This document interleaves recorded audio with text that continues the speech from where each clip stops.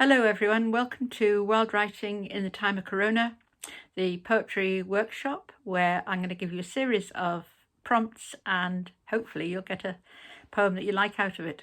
So all you need is some paper and a pen and a little bit of time on your own, I think. You might choose to do this on a laptop or a computer, that's absolutely fine, however works for you. So I'd like you to make a list of 6 things. So here we are. Number 1, a small animal. Number 2, a public space, so some sort of public space, so an animal, public space. Number 3, any sort of music. Number 4, some sort of reflection, so it's music and reflection. Number 5 is a fictional land, so somewhere you've read about or seen in a film. And number 6 is anything that's growing, very wide category of that, anything that's growing.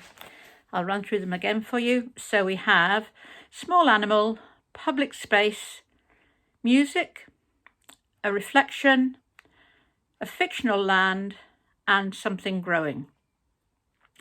And the wildness of this workshop and what I've kept to from the very beginning has been the fact that when you suddenly select from your mind a series of words or phrases, usually something happens that allows you to in some way mesh them together, maybe work them together as an idea, as I did in today's, which I'll show you in a moment, or maybe to do a narrative, or maybe to be descriptive, maybe to play with sound, however you choose to do it. There's something that I think can happen, which is a kind of innate creativity that we have. So from today's prompts, I'll just take you through what I did because I think sometimes that's useful. A small animal, I chose a kitten. A public space, I chose a moorland and a place I'd visited recently, which for some name I really liked the name of, which was called Brandon Walls. The music was old carols. I've been listening to some quite old carols and carols played on instruments. The reflection was how glorious the skies are where I live. I'm sure skies are glorious all over the world, but I just was noticing how glorious they are here. The fictional land, I chose C.S. Lewis's Narnia, although actually I didn't manage to fit that in. And something growing was the seed of an oak, so an acorn. I think if you can try and get 4 of these things in, that's great. Some people rigidly try to get 6. I've managed to get 5 in today.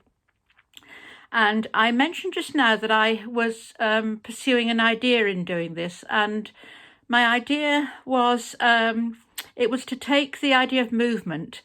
I was sitting down, this little kitten came and went around my legs, and it just kind of went around like a figure of 8. And that gave me an image, and I tried to keep that image consistent throughout the poem and to weave everything else, sorry, bad pun, to join everything else into it. So I've called the poem, for that reason, Ribbon.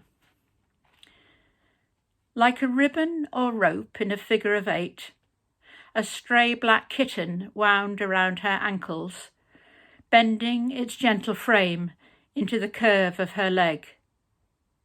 And into the wide curve of the moorland she coasted Brandon Walls, the road a metallic blue tape unfurled in front of her eyes, twisting into her mind, like chimney smoke, like memory, carols on a harmonium, a gem's horn echoing like a breathy wheeze, while far below her transitory feet an acorn splits like an egg, uncurls, shoots to the light, becoming another story.